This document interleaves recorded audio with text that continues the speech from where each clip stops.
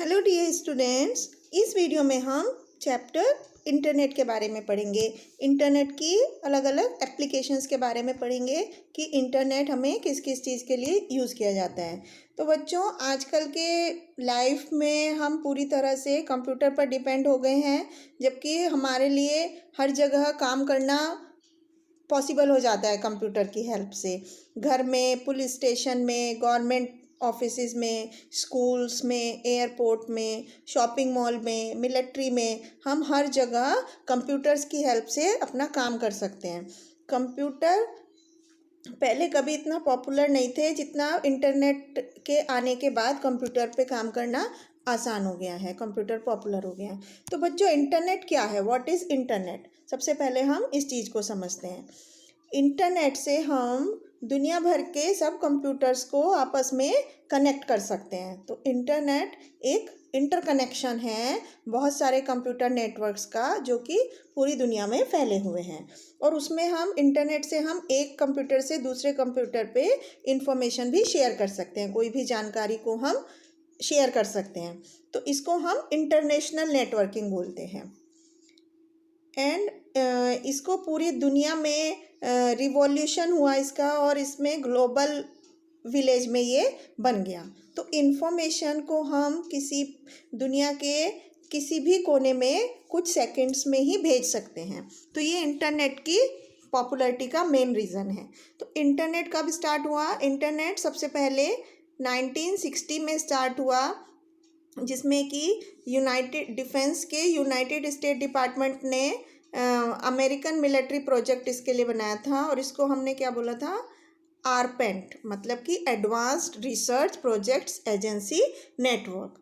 तो ये इसमें बहुत सारे पब्लिक स्पाइडर वेल इन्वॉल्व थे, जो कि एक सिंगल ऑर्गेनाइजेशन ने ये नहीं किया या इंटरनेट को कंट्रोल किया। तो बच्चों, सारे कंप्यूटर्स जो होते हैं नेटवर्क पर एक दूसरे से हार्डवेयर या सॉफ्टवेयर के थ्रू कनेक्ट होते हैं। तो they are connected either using telephone lines और satellite links along with a modem और राउटर।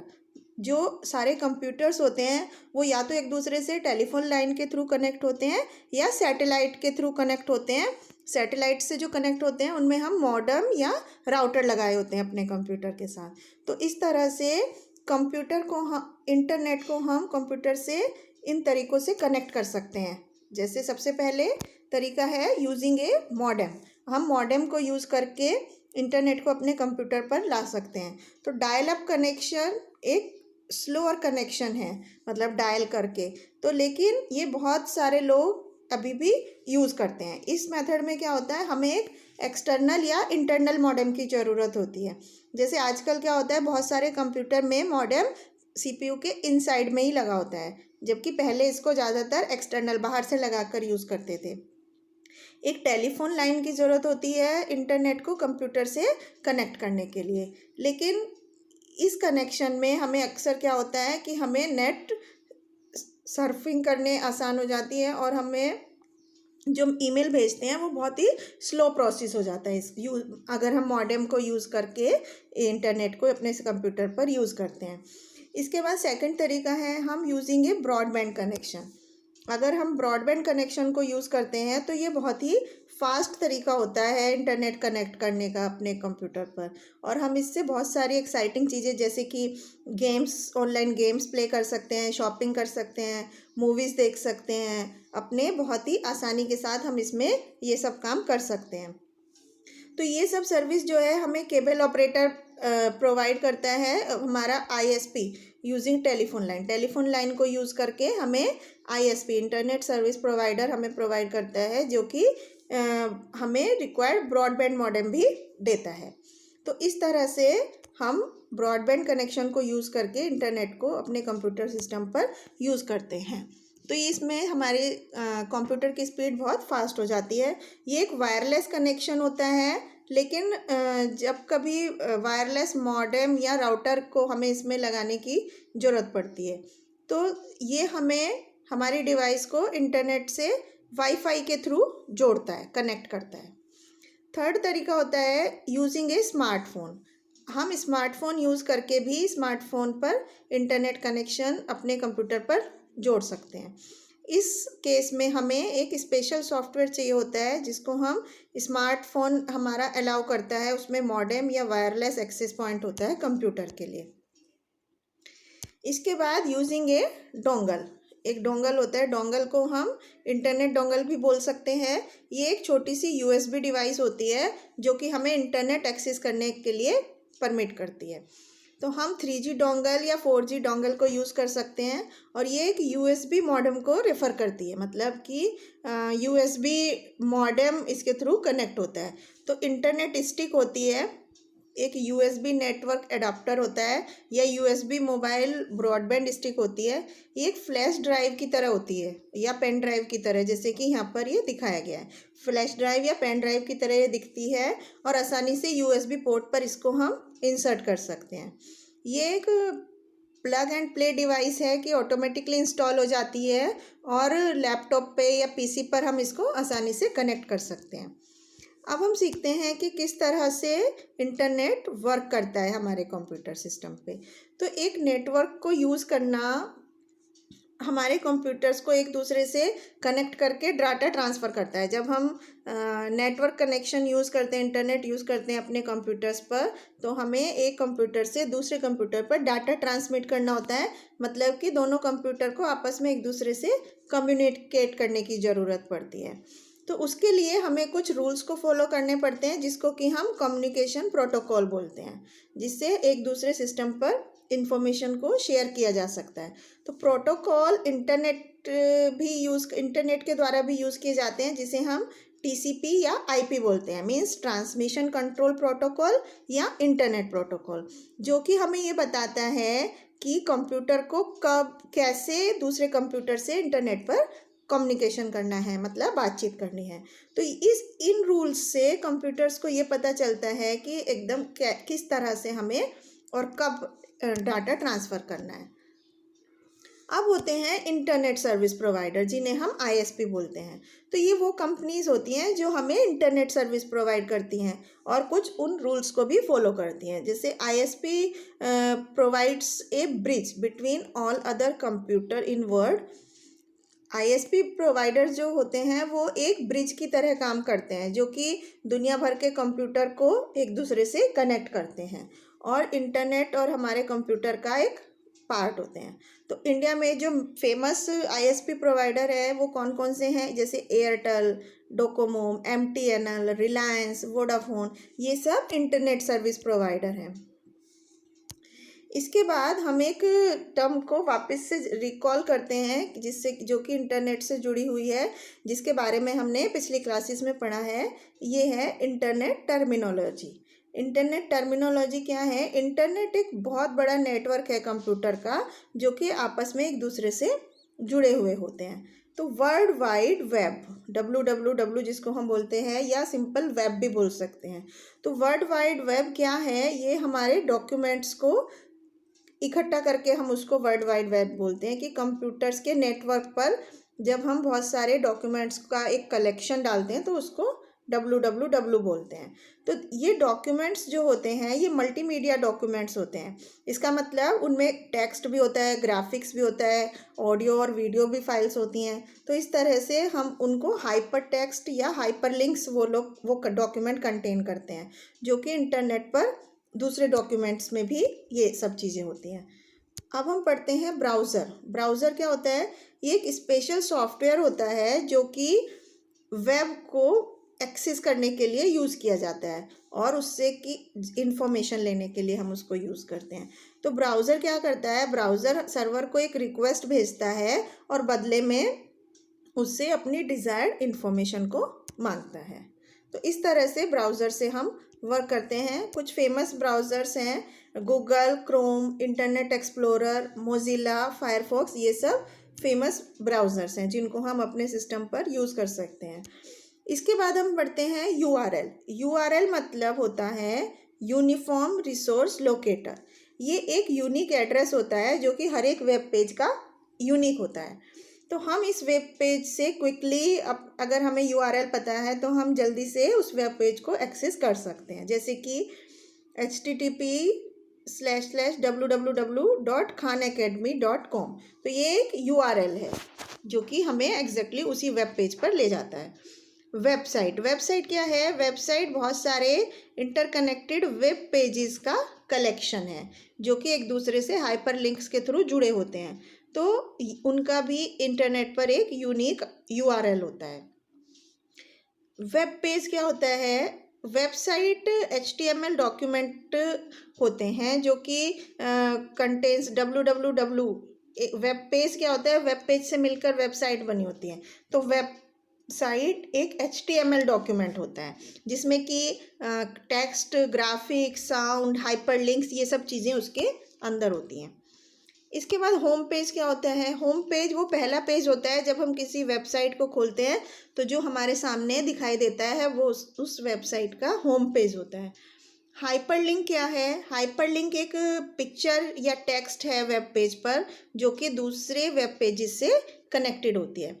जब हम अपने माउस को किसी हाइपरलिंक पर मूव करते हैं तो हमारा पॉइंटर जो होता है वो एक हैंड के सिंबल में चेंज हो जाता है। तो अगर हम उस हाइपरलिंक पर क्लिक करते हैं तो वो हमें उससे रिलेटेड दूसरे वेब पेजेस पर कनेक्ट कर देता है। तो जैसे कि हम पहले पढ़ चुके हैं कि हमें अपनी लाइफ में हम कुछ इमेजिन नहीं कर सकते बिना कंप्यूटर के, लेकिन अब हम बिना इंटरनेट के कोई चीज़ इमेजिन नहीं कर सकते। ये हमें इंटरनेट से हमें बहुत सारी एप्लीकेशंस को समय बचाने के लिए हम इंटरनेट को यूज़ करते हैं। तो अब हम देखते हैं कि एप्लीकेशंस ऑफ इंटरनेट से हमें कौन कौन से काम हमारे बहुत इजीली हो जाते हैं। तो इंटरनेट समय के साथ साथ एक बहुत बड़ी इन्वेंशन है जिससे हमारे डेली लाइफ के बहुत सारे काम बहुत इजीली हो जाते हैं। जैसे सबसे पहले हम पढ़ते हैं कम्युनिकेशन। तो कम्युनिकेशन इंटरनेट की हेल्प से यूज़र बहुत एक दूसरे से हम बहुत आसानी से बातचीत कर सकते हैं। जैसे एक टर्म है ईमेल। ईमेल आप सभी ने सुना होगा। ईमेल मैसेजेस को भेजने और रिसीव करने का तरीका है कंप्यूटर्स के थ्रू। जब हम इंटरनेट यूज़ करके एक मैसेज को दूसरे कंप्यूटर पर भेजते हैं उसको हम इलेक्ट्रॉनिक मेल या ईमेल बोलते हैं शॉर्ट में। तो कुछ पॉपुलर ईमेल सर्विस प्रोवाइडर्स होते हैं जैसे कि याहू मेल, जीमेल, इस तरह से वो ईमेल सर्विस प्रोवाइडर हैं। हमारे आजकल जो ज़्यादा रीसेंट ऑप्शंस हैं वो outlook.com, mail.com, जोहो मेल, ये और भी ज़्यादा एडवांस्ड ऑप्शंस हैं। तो हम अपनी टेक्स्ट फाइल को या साउंड या वीडियो फाइल को भी ईमेल के साथ अटैच कर सकते हैं। तो हमें वो अटैचमेंट का क्लिप को आइकन को क्लिक करके हम उसको भी देख सकते हैं। एडिशनली हम एक मैसेज को साथ साथ एक से ज़्यादा रिसिपेंट को भी भेज सकते हैं एक ही समय में।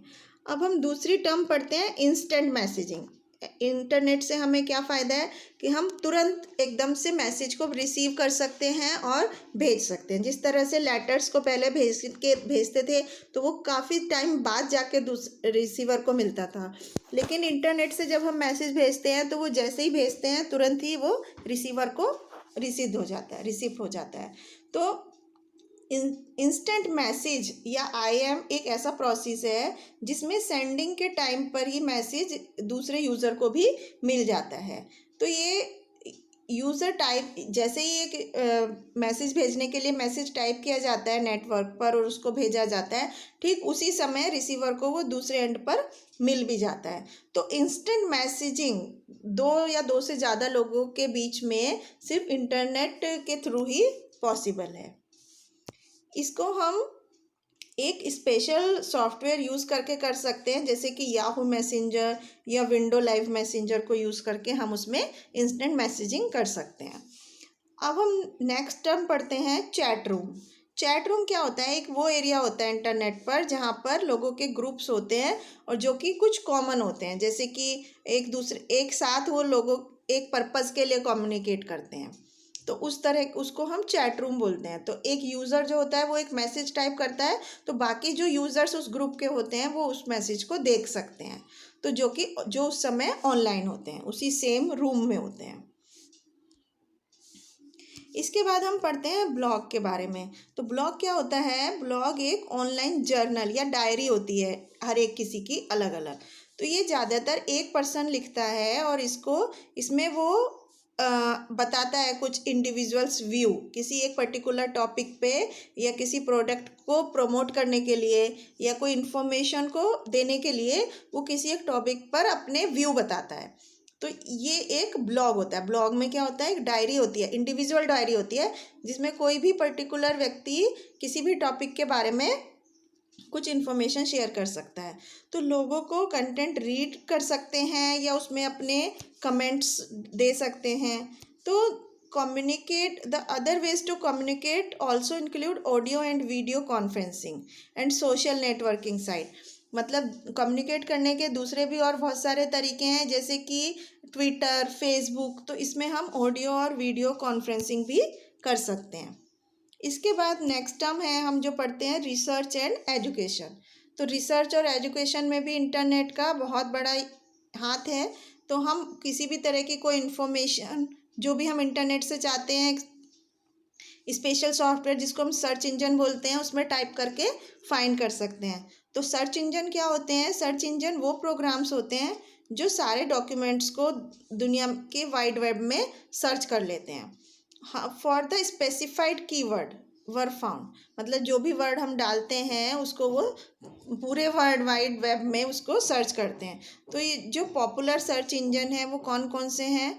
Google, Bing, Yahoo search. तो ये इन सर्च इंजन के थ्रू हम कोई भी इंफॉर्मेशन को सर्च कर सकते हैं, या हम कोई भी ई बुक्स देख सकते हैं, या दूसरा स्टडी मटेरियल को हम स्टडी कर सकते हैं जो भी इंटरनेट पर अवेलेबल हैं। तो हम ऑनलाइन कोर्सेज भी ज्वाइन कर सकते हैं, जिसको कि हम आजकल ई लर्निंग बोलते हैं। ई लर्निंग हमारे क्लासरूम से भी हम ई लर्निंग कर सकते हैं। It can be self paced learning, मतलब कि इसमें हम खुद ही समझ सकते हैं, खुद ही हमारे इंस्ट्रक्टर्स होते हैं लर्निंग के लिए, जो हमें online videos, CD ROMs, online test हमारे लेते हैं। तो ये डिस्टेंस लर्निंग होती है, इसमें हम दूर बैठकर भी इंटरनेट से टीचर्स के थ्रू बहुत कुछ सीख सकते हैं। इसके बाद नेक्स्ट हम पढ़ते हैं हेल्थ एंड मेडिसिन में किस तरह से इंटरनेट का यूज़ है। तो हम हेल्थ के बारे में या मेडिसिन के बारे में भी बहुत सारी इन्फॉर्मेशन और नॉलेज इंटरनेट से ले सकते हैं। लोग जो होते हैं वो बहुत तरह की बीमारियों की और दवाइयों की जानकारी इंटरनेट से ले लेते हैं, और अब डॉक्टर से भी अपॉइंटमेंट हम ऑनलाइन ले सकते हैं। तो इस तरह से इंटरनेट हमें हेल्थ और मेडिसिन के सेक्टर में भी बहुत इम्पोर्टेंट रोल अदा करता है। उसके बाद हम इंटरटेनमेंट में, इंटरटेनमेंट क्या है? इंटरनेट पर आजकल बहुत ज़्यादा इंटरटेनमेंट हम लोग कर सकते हैं, जैसे कि हम ऑनलाइन म्यूजिक सुन सकते हैं या उसको डाउनलोड कर सकते हैं, जिससे हम फ्यूचर में कभी भी उसको सुन सकते हैं। हम मूवीज़ देख सकते हैं, ऑनलाइन गेम्स खेल सकते हैं, स्पोर्ट्स मैच देख सकते हैं, या दूसरी वीडियोस देख सकते हैं अपनी पसंद की, जो भी हमें पसंद है।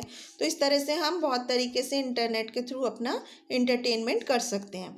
इसके बाद बिजनेस एंड एडवर्टीजमेंट।